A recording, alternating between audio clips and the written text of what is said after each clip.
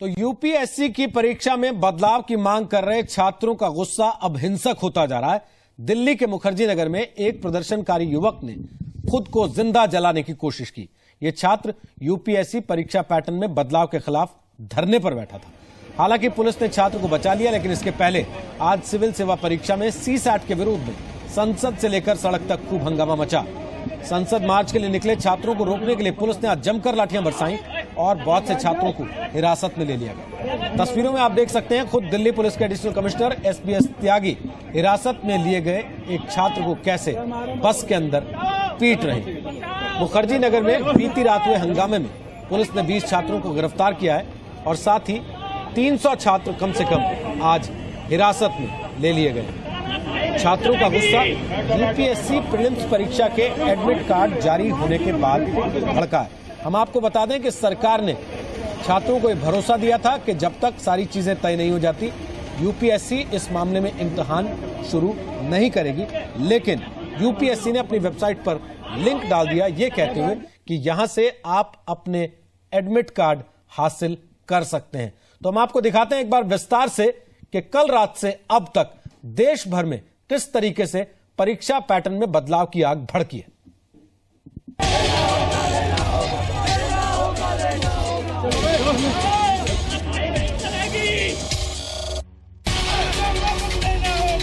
ये हंगामा यूपीएससी के हिंदी माध्यम के छात्रों का है।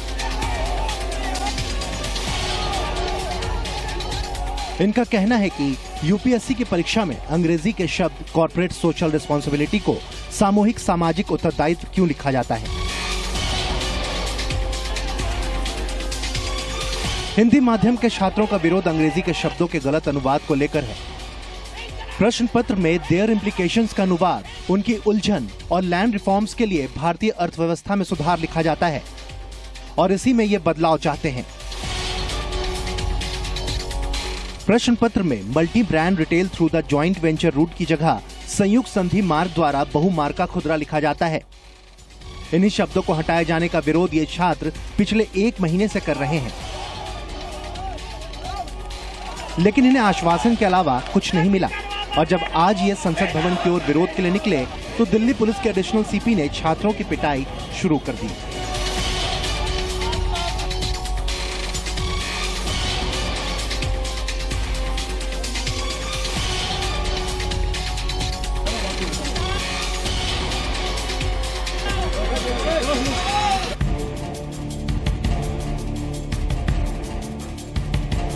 यूपीएससी छात्रों की मांग है कि यूपीएससी परीक्षा से सीसैट हटाया जाए। आरोप है कि सीसैट में सवाल पूछने के तरीके से उन्हें ज्यादा फायदा होता है जो आईआईएम, आईआईटी के छात्र हैं।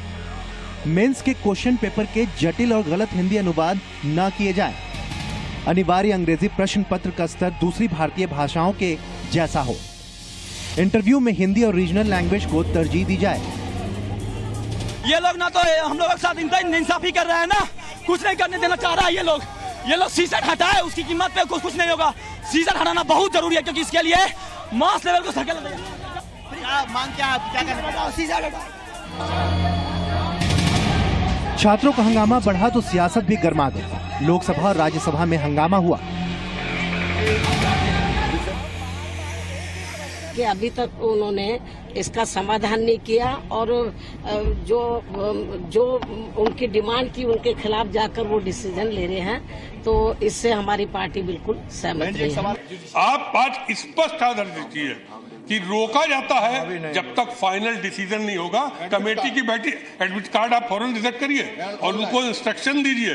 आप सरकार है, वो यूनियन पब्लिक सर्विस कमीशन है, तो मैं चाहूंगा स्पष्ट आंसर मिले, नहीं तो श्रीमंत सदन नहीं चलेगा। ये मैं आपसे कह देता हूं, मैं तकलीफ के साथ इस बात को। धन्यवाद। ये कमेटी कब लाएगी? जब ये परीक्षा का एग्जाम का सिलसिला शुरू हो गया। इस ऐवान में आप ये बताइए जवाब देते समय कि आपके जवाब से इन लड़कों का भविष्य बन जाएगा। विवाद बढ़ता देख सरकार की ओर से छात्रों से संयम बरतने की अपील की गई। मैं आपसे ये प्रार्थना करूंगा सभापति जी के माध्यम से कि हम इन बच्चों से ये अपील करें कि वो अनावश्यक अपने आप को किसी शारीरिक मानसिक क्लेश में ना डालें। हमें उनसे सहानुभूति है। We are looking at their problem with all the seriousness. Civil सेवा परीक्षा में CSAT 2011 में लागू किया गया। आंकड़े बताते हैं कि 2011 से पहले प्रारंभिक परीक्षा में हिंदी माध्यम के छात्रों की सफलता जहां 40 से 45% रहती थी, वहीं 2013 में ये घटकर 15% तक पहुंच गई, जबकि फाइनल सिलेक्शन का रेट 10 से 15% से घटकर महज 2.3% आ गई। विशाल पांडे और नीरज ठाकुर के साथ रविंद्र कुमार, जी मीडिया, दिल्ली। और हम आपको बता दें कि ताल ठोके में आज बात करने के लिए हमारे साथ हैं आलोक शर्मा। कांग्रेस के नेता होने के साथ साथ आपको बता दें कि आलोक शर्मा खुद दिल्ली में आईएएस एस्पिरेंट्स को पढ़ाते भी रहे हैं लंबे समय तक, इसलिए बतौर नेता कांग्रेस भी और बतौर उस परीक्षा को नजदीक से जानने वाले एक एक्सपर्ट भी, वो आज हमारे साथ इस चर्चा में शामिल हैं। मनोज तिवारी सांसद हैं बीजेपी के दिल्ली से। स्वागत है मनोज तिवारी आपका भी। और साथ ही साथ आपको बता दें समाजवादी पार्टी के नेता अशोक देव भी हमारे साथ इस वक्त मौजूद हैं, क्योंकि मुलायम सिंह यादव एक लंबे समय तक हिंदी के विरोध पर, अंग्रेजी के विरोध पर वोट बटोरते रहे हैं। यह अलग बात है कि बाद में उसी अंग्रेजी कीबोर्ड वाले लैपटॉप बांटकर उनके बेटे अखिलेश यादव मुख्यमंत्री भी बने। इन तीनों से तो बात करेंगे, साथ ही साथ आपको यह भी बता दें कि हमारे साथ यहां स्टूडियो में बहुत सारे युवा छात्र इस वक्त मौजूद हैं जो आए हैं खास तौर पर उस प्रदर्शन को छोड़कर जिसमें वो हिस्सा ले रहे थे, क्योंकि वो चाहते हैं उनकी बात सरकार तक पहुंचे। आखिर उनके ऐतराज क्या हैं उनसे हम सीधे पूछेंगे। लेकिन सबसे पहले मनोज तिवारी, मेरा सवाल आपसे है, क्या आपको नहीं लगता कि निश्चित तौर पर सीधे सीधे ये एक सरकार का बड़ा फेलियर है कि एक तरफ सरकार भरोसा देती है छात्रों को कि हम आपकी मांग को देख रहे हैं, उस पर विचार हो रहा है, चीजें बदल सकती हैं, थोड़ा समय दीजिए, और इतनी देर में उनको एडमिट कार्ड देने के लिए कहा जाता है कि इम्तिहान सिर पर आ गया है आपके, तैयारी कीजिए और आइए बैठिए पेपर दीजिए। देखिए, सबसे पहली बात कि इसको सरकार का फेल्योर नहीं माना जाना चाहिए, और हमारे मंत्री ने भी कहा है कि एडमिट कार्ड का मिलना परीक्षा हो जाने की बात नहीं है। अभी भी जो कमेटी के रिपोर्ट आने की और 4-5 दिन के अंदर कोई सरकार का स्टेटमेंट आएगा, वो किसी को भ्रम में नहीं रखेगी। इसके इतर भी मैं इन लड़कों की, जो भी हमारे स्टूडेंट्स हैं, उनकी परेशानियों के साथ हूँ, शुरू से हूँ और अभी भी हूँ। इनके साथ न्याय होना चाहिए। सरकार का फेल्योर तब मानिएगा जब 4-5 दिन बाद भी अगर कोई उनका स्टैंड नहीं आता है। बिना स्टैंड आए एडमिट कार्ड आ गया, इस मुद्दे पे हमें फेल्योर आप नहीं बोलिए। और मैं लड़कों के साथ आंदोलन में हूँ। हमारे मंत्री ने साफ कहा है कि एडमिट कार्ड का आना परीक्षा की शुरुआत मत मानिए, हिंसा मत करिए। ये तो बड़ी अजीब सी बात कह रहे हैं मनोज जी। आप तो गाना सुनाते थे कंपटीशन दे बिटुआ हमार। हमको लगता है कि आप बेहतर जानते होंगे कंपटीशन की तैयारी कैसे होती है और एडमिट कार्ड के आने का मतलब क्या होता है दरवाजे पर। नहीं, ठीक है, एडमिट कार्ड आया, समय से पहले आया, इसमें हम सभी भी अचंभित हैं कि इतना जल्दी क्यों आ गया है, लेकिन अभी भी सरकार का स्टैंड आने दीजिए। आलोक जी कुछ कहना चाहते हैं? देखिए रोहित जी, पूरी तरह से सरकार जो है इस तरह के जो तमाम मुद्दे आ रहे हैं उनके ऊपर कहीं ना कहीं फेल होती नजर आ रही है। कहीं पर भी निर्णय नहीं ले पा रहे हैं। इन्हीं के मंत्री महोदय के 3 स्टेटमेंट्स में आपको बताता हूं। एक स्टेटमेंट में इन्होंने कहा 15 दिन का समय दीजिए, हम यूपीएससी से बात करके कमेटी का गठन करेंगे और इस समस्या का निदान कर देंगे। अभी पिछले दिनों ही आया कि 2 दिन का 3 दिन का समय, शायद मंडे की उनकी स्टेटमेंट है कि 2 से 3 दिन में हम इस समस्या को दूर कर देंगे। आज इनका स्टेटमेंट आया कि 1 हफ्ते के अंदर हम इस समस्या का समाधान कर देंगे। सबसे पहले तो मैं जानना चाहता हूं कि अगर एडमिट कार्ड आ गया और एडमिट कार्ड में सब्जेक्ट्स लिख के आ गए कि सीसेट 1 और पार्ट 2 दोनों होंगे, तो सरकार फिर अभी तक क्या कर रही थी? आप कहते हैं कि प्रोसेस शुरू नहीं हुआ, उसके बाद आप और एक हास्यास्पद बयान देते हैं कि अभी तो केवल रोल नंबर आया है। अरे भाई, रोल नंबर आ गया, रोल नंबर के अंदर सब्जेक्ट्स लिखे हुए हैं, आपके सामने तमाम आंकड़े हैं। मोदी जी के घर का घेराव करने के लिए इन छात्रों ने 3 बार प्रयास किया। पिछले 2 महीने के अंदर राजनाथ सिंह जी के घर के बाहर इन्होंने धरना दिया, यूपीएससी के बाहर धरना दिया, इन्होंने भूख हड़ताल पर बैठे ये लोग, और सरकार ने लिखित में आश्वासन भी दिया। ये सरकार एक ऐसी सरकार आ गई है जो लिखित के आश्वासन को भी ध्यान नहीं दे रही है। सीसेट अगर हटाना है तो उसके लिए जो कमेटी बैठाई है उसकी अभी तक रिकमेंडेशन आनी चाहिए थी, और अगर आपने कमेटी बैठाई थी तो यूपीएससी ने फिर रोल नंबर क्यों इश्यू कर दिए? रोहित जी, और एक मजे की बात है कि ये एग्जाम का जो साइकिल था, मई, नवंबर और मई में प्रीलिम्स होता था, नवंबर में मेंस होते थे, और दोबारा फिर मई के अंदर जाकर इंटरव्यू अप्रैल मई में होते थे। ये पूरा साइकिल इस बार डिस्टर्ब हो गया। इस बार 31 मई को फॉर्म निकले, 30 जून लास्ट डेट थी, सितंबर के अंदर ये एग्जाम होना था। अब हमें नहीं समझ आ रहा कि यूपीएससी ने इसको 24 अगस्त को क्यों किया। मनोज जी बोलिए जल्दी से, इनकी बातों पर जवाब है क्या? नहीं, देखिए जवाब यही है कि सरकार ने ये कभी नहीं कहा कि हम भाषा के आधार पे पक्षपात होने देंगे, हमेशा कह रही है कि नहीं होने देंगे। अब ये जो सीसेट प्रणाली आज तो शुरू हुई नहीं, ये तो 3 साल पहले से शुरू है। तो लड़कों की समस्या के साथ सरकार है, तो सरकार का एक स्टैंड है। अब जैसे भाई साहब, जैसे एक तरफ से आप आरोप नहीं लगा सकते क्योंकि ये 2011 से शुरू है जिसका विरोध कर रहे हैं स्टूडेंट्स, और हम भी उसके साथ हैं। देखिए मनोज जी, 2011 से ये प्रोसेस शुरू हुआ। इसमें यूपीएससी का जो अगर इतिहास थोड़ा सा देखें बहुत संक्षिप्त में, हम 80 के दशक में और 90 के दशक में पेपर के पैटर्न्स में बहुत ज्यादा फर्क हुआ है। नरसिम्हा राव जी की समय पर 200 नंबर का एक हिंदी और इंग्लिश का ऐसे इंट्रोड्यूस किया गया था, और 80 के दशक में जितनी लिटरेचर की लैंग्वेजेस हैं हमारी, जो हमारे संविधान में है, उनको तमाम लैंग्वेजेस को इंक्लूडिंग हिंदी लिटरेचर 600 नंबर का रखा गया। मैं जानना चाहता हूं कि अगर अभी आपका स्टैंड ये है तो आप आने वाले दिनों में क्या करने जा रहे हैं? आप इसको यूपीएससी के को क्यों नहीं निर्देश देते हैं कि रोल नंबर को साइट पर रोका जाए? सवाल आपसे भी, आप छात्रों के साथ हैं या छात्रों की मांग के विरोध में? नहीं, हम बिल्कुल छात्रों के साथ हैं। 2 मांगे, ये जो नया पैटर्न आया था रोहित जी, मैं इसी के बारे में बताना चाहता था।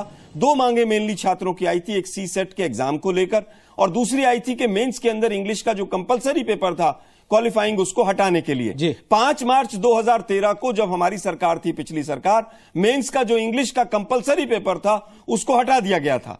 सीसेट के लिए एक मामला कोर्ट के अंदर विलंबित है। तो अब मेरा सवाल देखिए यहाँ पर है, और मैं इन छात्रों के बीच में भी जाना चाहता हूं। आपसे एक सवाल पूछते पूछते जाना चाहता हूं, क्या आपको नहीं लगता कि हम एक तरफ डीएम बनाना चाहते हैं, उनको कलेक्टर बनाना चाहते हैं, और दूसरी तरफ उनको कहते हैं कि अंग्रेजी से मुक्त करके आपको कलेक्टर बना देंगे? कैसे कलेक्टर खड़े करेंगे आप? रोहित जी, क्या उसको कह देंगे कि केवल बिहार और यूपी में तुमको नौकरी करनी है, इसके बाहर कहीं नहीं जाना तुमको देश में? रोहित जी, 2 चीजें हैं इसके अंदर। एक चीज तो इंग्लिश का ज्ञान होना जरूरी है, और दूसरे जो तमाम इंग्लिश को लेकर और हिंदी को लेकर जो व्यवहारिक समस्याएं हैं, जो प्रैक्टिकल प्रॉब्लम्स आती हैं, वो बहुत ज्यादा हैं, जिसकी तरफ यूपीएससी को ध्यान देना चाहिए। उसमें ना कांग्रेस की सरकार कुछ कर सकती है, ना भारतीय जनता पार्टी की। आपने अभी देखा अपने टीवी स्क्रीन पर ही कि किस तरह से ट्रांसलेशन के अंदर इंग्लिश को हिंदी में जब ट्रांसलेट करते हैं तो कितनी बुरी उसकी हालत कर दी जाती है। ये सारी तमाम जो प्रैक्टिकल प्रॉब्लम्स हैं, यूपीएससी इसकी तरफ ध्यान नहीं दे रही, और आज जिस तरह की अनसर्टेनिटी की छात्रों से पूछता हूं, देखिए इनमें से आए, इनके हाथ पैर दोनों में चोट लगी है, प्रदर्शन के दौरान चोट लगी आपको? ये हाँ जी बिल्कुल। तो आप तो अफसर बनने निकले थे घर से, ये क्या हो गया?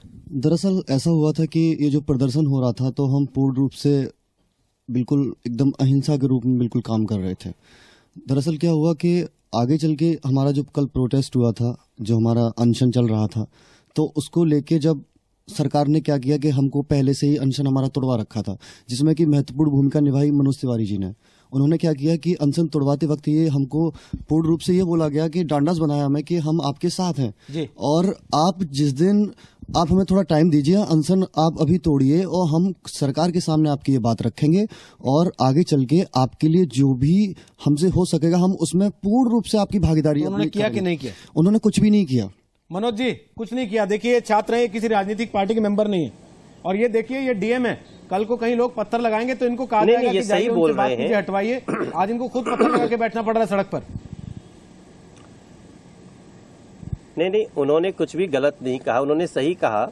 लेकिन हमने ये भी कहा था कि 9 दिन से आमरण अनशन पे लड़के बैठे थे, और जब सदन में हमारे मंत्री ने बयान दिया कि हम आपके साथ सहानुभूति पूर्वक हैं, पक्षपात नहीं होने देंगे, हमने यही बात इनको बताई, और मैं आज भी इनके साथ हूँ, मैं कहाँ हट रहा हूँ। नहीं मनोज जी, साथ रहने से तो कुछ नहीं होगा। नहीं कह रही है आप केवल नारों पर सरकार नहीं चला सकते, सरकार को डिसीजन लेने होते हैं, और डिसीजन टाइम फ्रेम में लेने होते हैं। भारतीय जनता पार्टी की सरकार कोई भी निर्णय समय से नहीं ले पा रही है। सर देखिए, सर अभी मनोज तिवारी सर ने ये बात सीसेट प्रणाली में परिवर्तन होना चाहिए जो इनके पक्ष में है। बोलिए सर। मनोज तिवारी जी ने 2 बार ये बात कही कि हम पक्षपात नहीं होने देंगे। कल इनके मंत्री चौधरी जितेंद्र जी ने क्वेश्चन नंबर 710 के राज्यसभा में इन्होंने ये कहा कि ऐसा कोई पक्षपात होता ही नहीं। इन एक तरफ तो मंत्री ये सीधे नकार दे रहा है कि ऐसा कोई पक्षपात ही नहीं है, तो फिर लड़कों का विरोध ही बकवास है, और ये कह रहे हैं हम पक्षपात होने नहीं देंगे। इन दोनों लोगों में तालमेल नहीं है, या इनके यूपीएससी में तालमेल नहीं है, या सरकार इनको चलाने का अनुभव नहीं है, ये बताएं। मनोज जी, क्या सरकार और यूपीएससी में तालमेल नहीं है? यूपीएससी सुनता नहीं सरकार की? बिल्कुल ऐसा नहीं माना जाना चाहिए। आप देखिए, सीसेट प्रणाली में सुधार होना चाहिए, सरकार इसमें सकारात्मक रूप से साथ में है, लेकिन 24 अगस्त की परीक्षा इसको टाली जा सकती है कि नहीं, इस पे जो निर्णय लेना है, आप इसमें ये मत भूलिए कि अभी अभी सरकार बनी है, एक बड़ा डिसीजन सामने आया है और सरकार का डिसीजन अगले 4-5 दिन में आ जाएगा। फिर रोल नंबर क्यों इश्यू हो गया? अगर 4-5 दिन में डिसीजन आना था तो आपका, अगर रोल नंबर इश्यू नहीं होते तो बच्चे कम से कम अपनी पढ़ाई की तैयारी कर रहे थे, शांतिपूर्वक अपनी तैयारी करते, आज उनको स्टूडियो में आकर नहीं बैठना पड़ता। और यूपीएससी की तरफ से किसी तरह का कोई आश्वासन नहीं आ रहा है। लेकिन ये एडमिट कार्ड इतनी जल्दी क्यों आया है, ये हमारे लिए भी अचंभा का विषय है। आप सरकार में हैं और हमारे मंत्री सरकार में बैठने के बाद भी आपको अचंभा हो रहा है, तो सरकार छोड़ देनी चाहिए। मनोज जी नहीं, मैं मुद्दे के आपके साथ, अगर जिन बातों पे आपसे सहमत है, अगर हम सहमति के साथ करें तो आप बोलेंगे सरकार छोड़ देना चाहिए। 3 साल अब इतना एब्रप्ट तो नहीं होना चाहिए। आप ये सोचिए कि जैसे ही सरकार आती है आपके साथ सहानुभूति से खड़ी है। अब आपने नारे तो अच्छे दिन मनोज जी जो छात्र हैं, आलोक जी मनोज जी, मैं सहानुभूति की तस्वीर दिखा देता हूं आपको। ये सहानुभूति है, देखिए पट्टी बंदी है, ये टांग टूटी है इनकी, हाथ टूटा हुआ इनका, ये पट्टी बंदी है, सहानुभूति की पट्टियां हैं ये। और ये लड़कियां हैं, देखिए इनको पीटा गया है। और बस में किस तरीके से दिल्ली पुलिस के अधिकारी पीट रहे थे, एसबीएस त्यागी साहब पीट रहे थे, वो पता नहीं तस्वीरें आपने देखी हैं कि नहीं मनोज जी? ये देख लीजिए मनोज जी, सब दिखा रहे हैं। गलत हुआ है, ऐसा नहीं होना चाहिए। ऐसा जिस अधिकारी ने किया उसके जिसने भी ऐसा किया है उसको, उससे सवाल जवाब होना चाहिए, उसको दंडित होना चाहिए।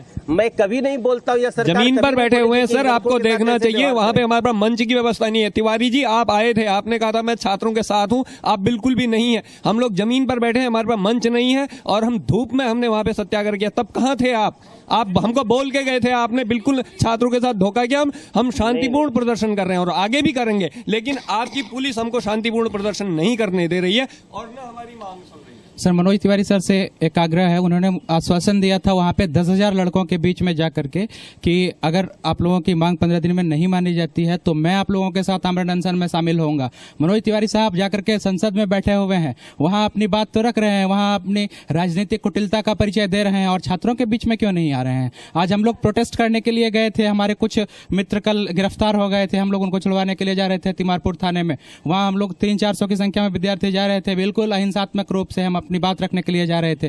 पुलिस ने हमारा रास्ता रोका, हमारी पिटाई करी, आज भी पिटाई करी। तब आप कहाँ थे? बोलिए। बिल्कुल रुकिए, उनकी बात सुन लीजिए। मनोज जी, मैं ब्रेक पर जाऊं, लेकिन मैं चाहता हूं उसके पहले आप जवाब दे दें इन सबको। बोलिए, क्या कह रहे हैं आप? ये आप छात्र की भाषा नहीं बोल रहे हैं। आपको अब पता होना चाहिए, मैं सदा आपके साथ हूं। अगर आप ये लैंग्वेज बोलते हैं तो मुझे सोचना पड़ेगा कि मैं आपके साथ रहूं कि नहीं रहूं। क्या बात, बहुत अच्छा आपका वक्तव्य। नहीं